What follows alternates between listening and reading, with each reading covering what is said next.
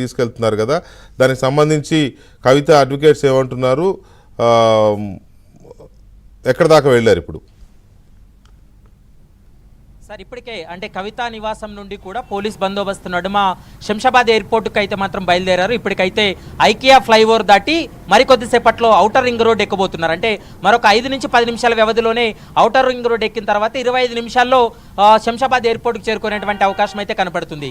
ఇక ఇప్పటికే మీరు అన్నట్లుగా లీగల్ టీం, ముఖ్యంగా కవితకు సంబంధించినటువంటి లీగల్ టీం ముగ్గురు అడ్వకేట్లు కూడా అక్కడికి రావడం జరిగింది. కానీ వాళ్ళని లోపలికి అనుమతి ఇవ్వకపోవడంతో నేరుగా అరెస్ట్ వారెంట్ ఇచ్చారు కేటీఆర్. తర్వాత కవిత భర్తకు అరెస్ట్ వారెంట్ ఇవ్వడంతో ఒక 15 నిమిషాల వ్యవధిలోనే ఇంటి నుంచి కూడా తరలించినటువంటి పరిస్థితి మనం ఒకసారి విజువల్స్లో చూడొచ్చు సార్. కవితతో పాటు మరికొన్ని వాహనాలు కూడా ముందుకు మూవ్ అవుతున్నటువంటి విజువల్స్ మనం ఏబిఎన్ ఆంధ్రజ్యోతిలో ఎక్స్క్లూజివ్గా చూస్తున్నాము.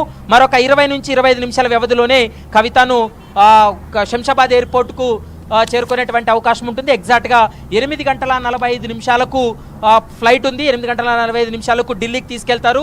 రేపు మధ్యాహ్నం తర్వాత కవితను న్యాయస్థానం ముందు ప్రొడ్యూస్ చేసేటువంటి అవకాశం ఉంటుంది. అంటే మీరు అన్నట్లుగా ఇక్కడ ఒకవేళ న్యాయస్థానం ముందు ప్రొడ్యూస్ చేయకోకుండా డైరెక్ట్గా ఢిల్లీకి ఎందుకు తరలిస్తున్నారనేటువంటి అంశాన్ని వాళ్ళు లీగల్ టీం కానీ కేటీఆర్ కాదు హరీష్ రావు కూడా క్వశ్చన్ చేశారు. కానీ ఇంకా 24 గంటల సమయం ఉంది కాబట్టి ఢిల్లీలో ఉన్నటువంటి ఈడీ కోర్టు ముందే మేము ప్రొడ్యూస్ చేస్తామంటూ కూడా చెప్పడం జరిగింది. అంటే 5:20 ఎగ్జాక్ట్గా వాళ్ళకు అరెస్ట్ వారెంట్ జారీ చేశారు, అరెస్ట్ చూపించారు. కాబట్టి రేపు 5:20 వరకు సమయం ఉంది కాబట్టి ఆలోగా ఢిల్లీకి చేరేటువంటి అవకాశం ఉంటుంది. కాబట్టి ఢిల్లీకి వెళ్తున్నాం అనేటువంటి అంశాన్ని చెప్పడం జరిగింది. మరోవైపు కవిత సిగ్నేచర్తో పాటు వారి భర్త తర్వాత కేటీఆర్ సిగ్నేచర్ కూడా తీసుకోవడం జరిగింది. ఇక ఢిల్లీకి లీగల్ టీం అయితే మాత్రం ఢిల్లీకి మరికొద్దిసేపట్లో పయనమయ్యేటువంటి అవకాశం అయితే కనపడుతుంది. ఎందుకంటే ఇప్పుడు వీళ్ళు అరెస్ట్ కావచ్చు, మరోవైపు కవిత రిమాండ్ను ఛాలెంజ్ చేసేటువంటి అవకాశం ఉంటుంది.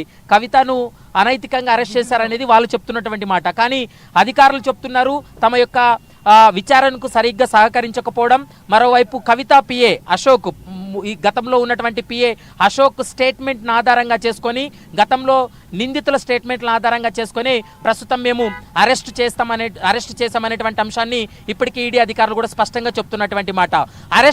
అరెస్ట్ తర్వాత కొంత వాగ్వాదానికి కూడా గురైన పరిస్థితి. ఎందుకంటే కేటీఆర్ ట్రాన్సిట్ వారెంట్ మీద తీసుకెళ్ళాలి, మీరు డైరెక్ట్గా తీసుకెళ్ళకూడదంటూ కూడా అధికారుల ముందు వాళ్ళు కొంత వాగ్వాదానికి దిగినటువంటి పరిస్థితి కూడా మనం చూసాం. కాబట్టి మరి ఈ వ్యవహారం సంబంధించి రేపు న్యాయస్థానంలో వీళ్ళు ఎలా వాదనలు వినిపిస్తారనేది మాత్రం కొంత ప్రశ్నార్థకంగా మారిందని చెప్పుకోవచ్చు.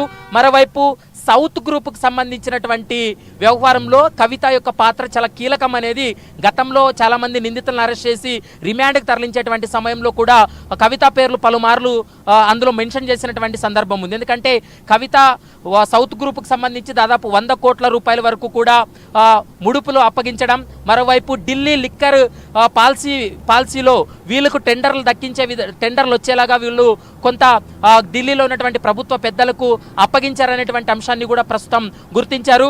మరొక కీలకమైనటువంటి అంశం లిక్కర్ పాలసీ, అంటే ఢిల్లీ లిక్కర్ పాలసీ అంతా కూడా హైదరాబాద్ కేంద్రంగా హైదరాబాద్లో ఉన్నటువంటి ఒక ప్రైవేట్ హోటల్లో వీళ్ళంతా కూడా చర్చించుకున్న తర్వాత వీళ్ళకే టెండర్లు దక్కే విధంగా